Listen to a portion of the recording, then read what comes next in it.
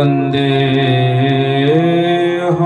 श्रीगुरु श्रीयुतपदकमलं श्रीगुरुर्वैष्णवांश्च श्रीरूपं साग्रजातं सहगण रघुनाथान्वितं तं स्वजीवं साद्वैतं सावधूतं परिजनसहितं श्रीकृष्ण चैतन्यदेवं श्रीराधा कृष्णपादान् सहगण ललिता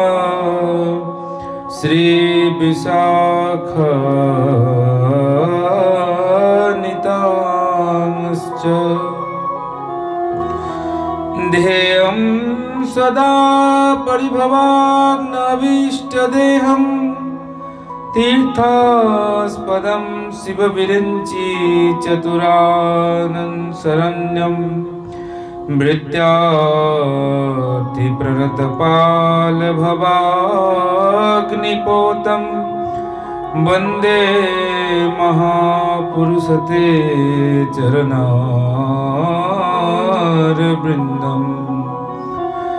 नारायणं नमस्कृत्यं नरं चैव नरोत्तमं देवीं सरस्वतीं व्यासं ततो जयो मुदीरये। श्रीशुकरूपप्रवद्यज्ञ सर्वशास्त्रविशारद एतत्कथा प्रकाशेन मदज्ञान विनाशाय गुरुवे गौरचन्द्राय राधिकायै तदालये कृष्णाय कृष्णभक्ताय तद्भक्ताय ते नमः। हरे कृष्णा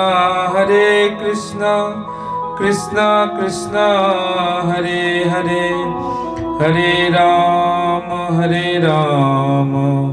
राम राम हरे हरे। अतुलित बलधामं स्वर्णशैलावदेहं दनूजवनकृशानां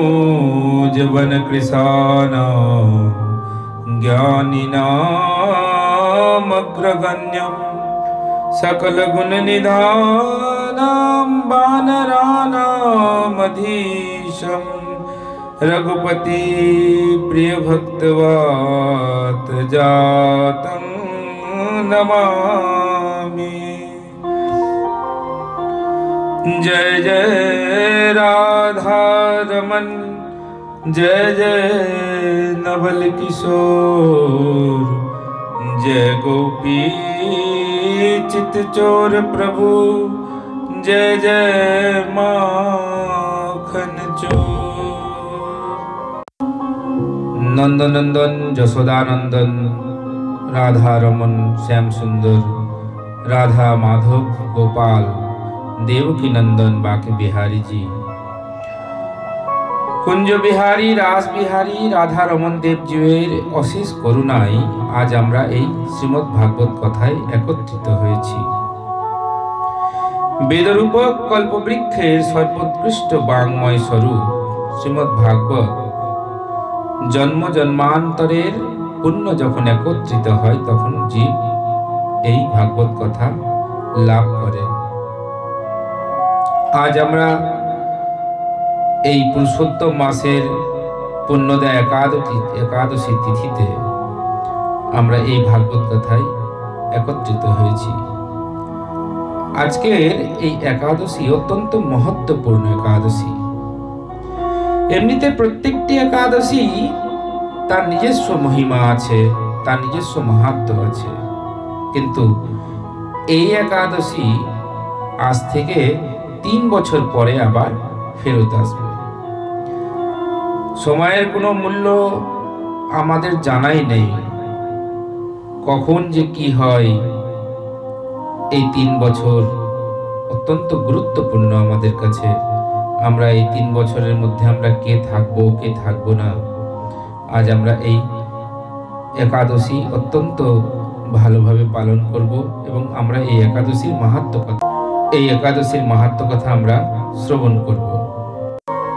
যুধিষ্ঠির বললেন, হে ভগবান, বিষ্ণু ব্রতের মধ্যে এমন কোন ব্রত আছে যা ব্রতীগণের পক্ষে সর্বপাপ নাশক ও অশেষ কল্যাণদায়ক? তাহা কৃপাপূর্বক আমার নিকট বর্ণনা করুন। হে জনার্দন, পুরুষোত্তম মাস বা অধিক মাসের মহিমা কি ও কি বিধান অনুসারে কোন দেবতার পূজা বিধেয়, তাহার ফল কিরূপ, তাহা বিশেষভাবে আমার নিকট বর্ণনা করুন। ভগবান শ্রীকৃষ্ণ বললেন, হে রাজেন্দ্র, তোমার প্রতি স্নেহবশত অশেষ পাপ নাশক পুরুষোত্তম মাসের মাহাত্ম্য বলতেছি, তুমি শ্রবণ করো। এই মাসে কৃষ্ণপক্ষা একাদশী কমলা নামে বিখ্যাত। ইহা সর্বতিথির মধ্যে শ্রেষ্ঠা। এই একাদশীর ব্রত প্রভাবে লক্ষ্মী লাভ হইয়া থাকে। ব্রহ্ম মুহূর্তে শয্যা ত্যাগ পূর্বক ভগবান শ্রীহরিকে স্মরণ করিয়া প্রাতঃ স্নানের যথা নিয়মে একাদশীর অনুষ্ঠান করিবে। গৃহে হরির গুণগান যে পরিমাণে জপ করিবে, নদীতে তাহার দ্বিগুণ করিবে। তীর্থে 100বার, গোষ্ঠে সহস্রবার, তুলসীর নিকট 1,00,000বার এবং বিষ্ণুর সম্মুখে অসংখ্যবার জপ করিবে। এ বিষয়ে একটি পুরাতন উপাখ্যান বর্ণনা করতেছি, তুমি শ্রবণ করো। অবন্তীনগরে বিশ্বকর্মা নামে এক শ্রেষ্ঠ ব্রাহ্মণ ছিলেন। তাহার পঞ্চপুত্রের মধ্যে সর্বকনিষ্ঠ পুত্র জয় শর্মা কোন দোষে পিতার আত্মীয় স্বজন ও বন্ধু বান্ধব কর্তৃক পরিত্যক্ত হইয়া দূরদেশে এক বনের মধ্যে বাস করিতেন। তিনি কোন সময়ে তীর্থ ভ্রমণ করিতে করিতে প্রয়াগে উপস্থিত হইলেন। তথায় ত্রিবেণীতে স্নানাদি কার্য শেষ করিয়া ক্ষুধায় কাতর হইয়া পড়িয়াছিলেন। তিনি মলিন হৃদয়ে মলিন বদনে মুনিগণের আশ্রমের অন্বেষণ করিতে লাগিলেন। দৈবক্রমে তিনি হরিমিত্র নামে এক মুনির আশ্রমে উপস্থিত হইলেন। সেই দিন কমলা একাদশী তিথি ছিল। তিনি মুনির নিকটে সেই একাদশীর মহিমা শ্রবণ করিয়া সেই ব্রত পালন করিলেন। তাহার ব্রত উপবাসে সন্তুষ্ট হইয়া নিশীতে স্বয়ং লক্ষ্মী দেবী উপস্থিত হইয়া বলিলেন, হে দ্বিজবর, ভক্তির সহিত কমলা একাদশীর ব্রতের তোমার প্রতি তুষ্ট হইয়া আমি বরদান করিতে অভিলাষ করিয়াছি। তখন জয় শর্মা বলিলেন, আপনি কে? কোথা হইতে আসিয়াছেন? কেনই বা আমার প্রতি প্রসন্ন হইয়াছেন? আপনি কি ইন্দ্রপত্নী শচী দেবী না শঙ্করের প্রিয়তমা পার্বতী? দেবী বলিলেন, আমি বৈকুণ্ঠ হইতে পরম কৃপালু নারায়ণ কর্তৃক প্রেরিত হইয়া আসিয়াছি। হে দ্বিজবর, ব্রত অনুষ্ঠানের হেতু তোমার অধীনা হইয়াছি। তোমার বংশে শ্রেষ্ঠ ব্রাহ্মণগণ জন্মগ্রহণ করিবে, ইহা আমি সত্য করিয়া বলিতেছি। ব্রাহ্মণ বলিলেন, হে কমলে, সত্যি যদি আমার প্রতি প্রসন্ন হইয়া আমাকে বর দিতে ইচ্ছা করিয়েন, তবে এই ব্রত মাহাত্ম্য বিস্তৃতভাবে আমাকে বর্ণনা করুন।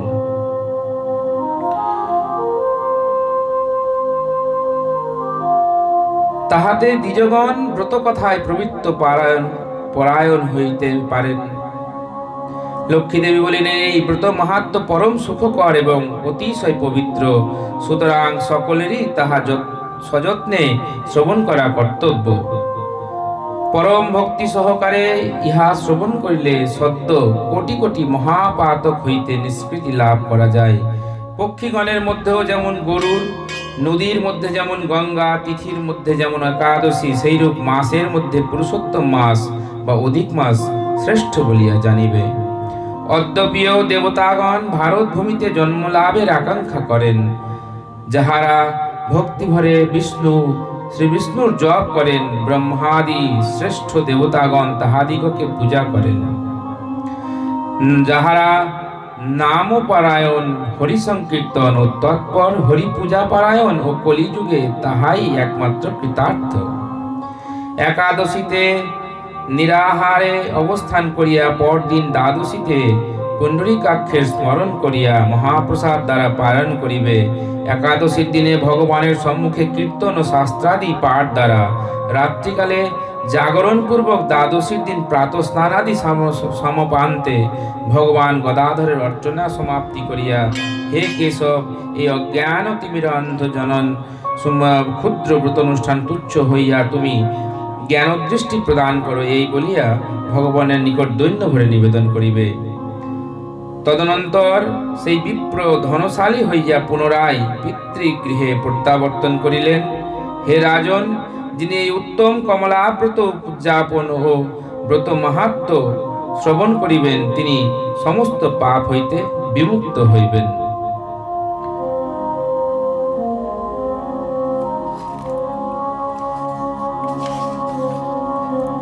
কমলা একাদশী ব্রত মাহাত্ম্য এখানে সমাপ্ত হয়েছে। বলে কমলা একাদশী ব্রত